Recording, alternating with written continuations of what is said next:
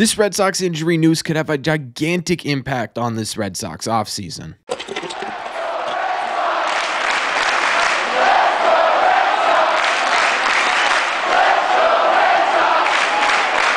What is going on, everybody? Welcome back to Red Seat Radio. My name is Corbin. Yesterday, the Red Sox announced some pretty big news about one of their stars, Masataka Yoshida, and this news is going to have a massive impact on how the Red Sox approach this year's offseason. So what we are going to do in today's videos, we're going to be breaking down what it means for Masa, what it means for the Red Sox, and of course, how it all impacts the 2025 offseason. Thank you all very much for clicking on this one.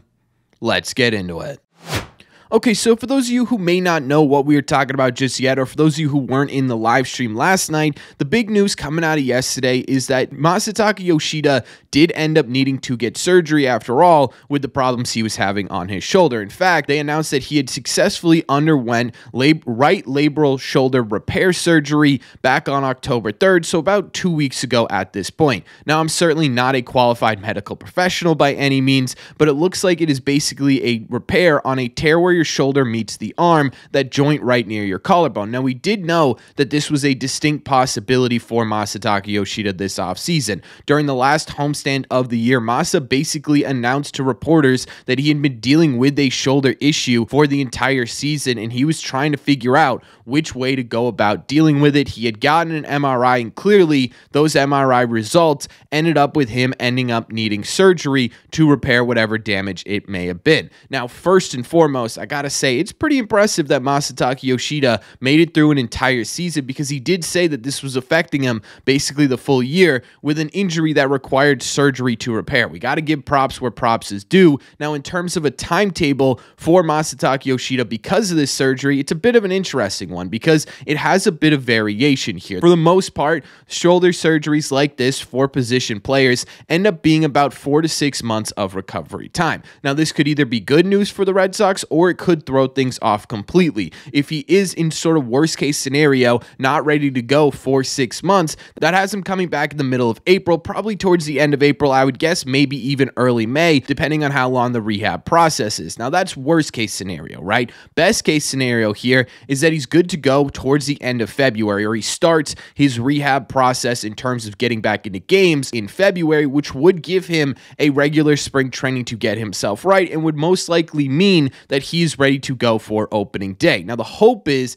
that it's on the lower end of that spectrum, and there is some legitimate hope to that being the case, mostly because he got surgery on his throwing shoulder, which for the most part would be a bit of a bigger issue, but Masa doesn't really play the field all that much. It might not take him a full 6 months that it would take a normal position player to come back. Again, he's not going to need to be able to get that throwing shoulder 100% to get back into games. In fact, the Red Sox feel fairly confident that he's going to be ready for opening day. After this news was announced pretty quickly, Ian Brown reported that the Red Sox are actually targeting an opening day return for Masataka Yoshida, which would be absolutely fantastic. But injuries like this could very well end up hitting a bunch of snags in the road. It's not a super easy injury to come back from. It's certainly not the hardest injury to come back from in the world, but there definitely could be complications with this plan. So what you're looking at for Masa in terms of the actual timeline here is sort of worst case scenario, he's not back and with the Boston Red Sox until early May, where best case scenario, he gets basically not a full off season, but a full spring training, or at least a partial spring training, and is ready to go opening day for the Red Sox down in Arlington, Texas on March 27th. But regardless of how long it's going to take Masataka Yoshida to get back here, I think it absolutely has a massive impact on what the Red Sox are going to do before that opening day kicks off, and it certainly complicates things a bit. But before we get into that, do me a favor, make sure you guys have hit that subscribe button if you haven't already. If you're new here, we talk Red Sox content almost every single day. Also, make sure you guys have hit the like button on this video as well. It just simply helps it out a ton, and it's the best way to let me know you're enjoying the content. Thank you all very much for taking a second and doing so. Let's get into some complications. I think for the most part, before the offseason truly begins for Major League Baseball, Red Sox fans and a lot of Red Sox analysts are putting Masataka Yoshida at the forefront of trade rumors. That isn't because the Red Sox need to get rid of Masa because he's some sort of bad player. A lot of that is because of how the roster construction currently sits with this Red Sox team. If the Red Sox were able to move Masataka Yoshida out of that DH position, well, that DH position now becomes a versatile weapon the Red Sox can utilize to either bring in outside talent to complete one of Breslow's main goals this offseason, which is balancing out this lineup, or two, it also allows them to use that DH position, again, in a versatile way to allow the Red Sox to fit some of these major call-ups that are going to be happening over the first couple months of the season or even opening day, right? Getting rid of an everyday DH and utilizing it as a versatile position allows you to really manipulate this roster to fit as much talent as humanly possible. And again, that doesn't mean Masataka Yoshida isn't a talented player. He certainly is.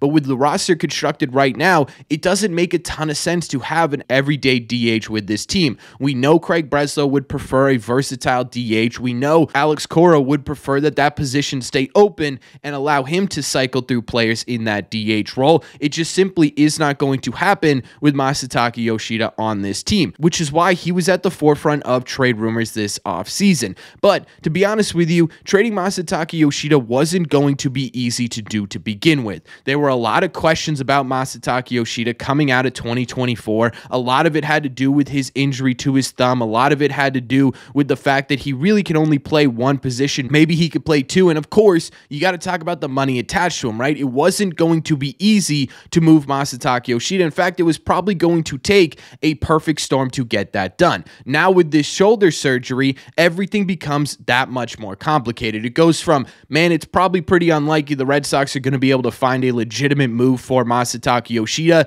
even if they do eat some of that salary, to, man, this is going to be next to impossible to trade Masataka Yoshida. That doesn't mean it's impossible. It just gets very, very unlikely, because even if the Red Sox are able to convince teams, or even if Masa is able to convince a team that he's going to be good to go for the start of 2025, combining all the other factors, two pretty major injuries in the same season, one of them requiring surgery, an inability to play the field last year. That doesn't mean he can't do it going forward, but that's certainly something teams are going to look at. And of course, the money attached to him. Certainly, if I'm a team in Major League Baseball looking for some left-handed help, that is absolutely going to be one too many questions for me to take a risk on, especially with the money attached. What this means for the Red Sox is that Breslow's difficult job this offseason of making tough choices with this roster just got even tougher. It now sort of puts you down the path of the most difficult possible route, because the easiest route would be to trade Masataka Yoshida. Now that that's not available, you're going to have to make room somewhere else, which means guys like Willier, Duran, Meyer, Campbell, Valdez, Hamilton, all these sort of players that are already on the 26-man roster have come to the forefront in trade possibilities, and that's absolutely more of a scary route than it is to just trade Masa. Yes, of course,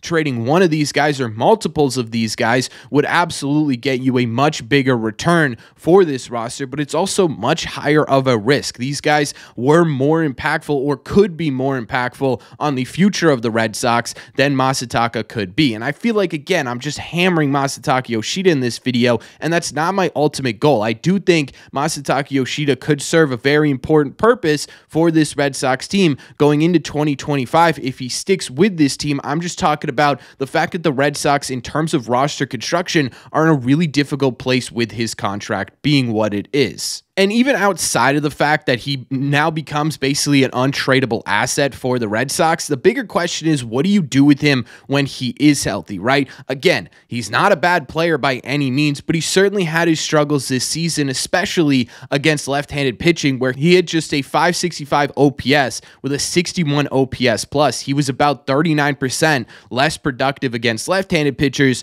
than the average player in Major League Baseball, with Craig Breslow really hammering home the idea that they want to balance out this lineup and get better against left-handed pitching and have right-handed power, you're going to have a hard time finding room for that. What do you do with Masataka Yoshida when he's fully healthy? Do you try to play him on the field more and sort of force that versatility into that DH position, or are you just sort of stuck with Masataka Yoshida as your everyday DH? Does he become essentially an $18 million platoon DH that can only play against right-handed pitchers? I don't know, right? That probably isn't the most ideal scenario for the Red Sox, especially from a roster construction-wise. Now, there are a couple of options here that feel a bit extreme for dealing with where Masataka Yoshida really fits in here. The first one being, could they option him down to AAA baseball until they could figure out a way to move him? He does have 3 options left, and that would be kind of a solution here. But again, he's not a bad player by any means. He's definitely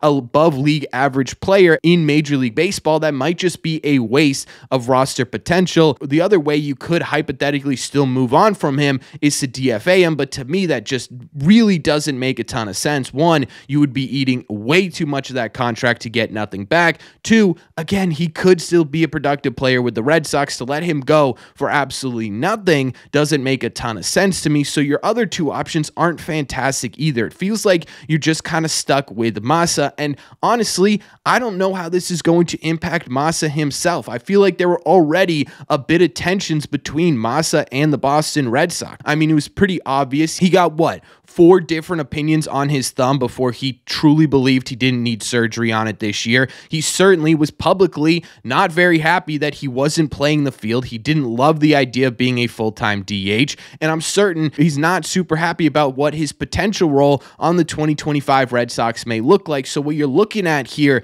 in terms of the impact this is going to have, not only on the offseason, but on 2025, they're pretty big, right? It's going to make Craig Breslow's job just that much more difficult, which he certainly did not need. He's already tasked with a very difficult job this offseason, and it's going to really impact how the Red Sox construct their roster. They want to bring in an outside bat, a right-handed bat to balance out this lineup. You essentially have absolutely nowhere to put them unless your plan is to call someone up from the minor leagues and have them take over a position, or have Vaughn Grissom be that impact right-handed bat, right? It's going to make everything much more difficult, which is why I titled this video, "This could totally change the offseason," because it absolutely has the potential to do that. Again, it doesn't mean his contract is totally untradeable. It just becomes basically next to impossible because, again, I don't really see a lot of teams taking this risk with Masataka Yoshida, especially now that he's had surgery, but that's just my opinion. So let me know in the comment section down below, what do you guys think about this? What do you think about the Masataka Yoshida surgery? What does this mean for, in your eyes, for Masataka Yoshida's future with the Red Sox, and how do you think it's going to impact this offseason? Let me know all your thoughts in the comment section down below. As always, if you made it to the end of this video, do me a favor, make sure you guys have hit that subscribe button if you haven't already. If you're new here, we talk Red Sox content almost every single day. Also, make sure you guys have hit the like button on this video as well. It simply helps these videos out a ton. It's the best way to let me know you're enjoying the content. Don't forget, if you want to listen instead of watch these episodes, all you got to do is head over to your favorite podcasting app and look up Red Seat Radio. Thank you all very much for clicking on this one, and I will see you in the Red Seats.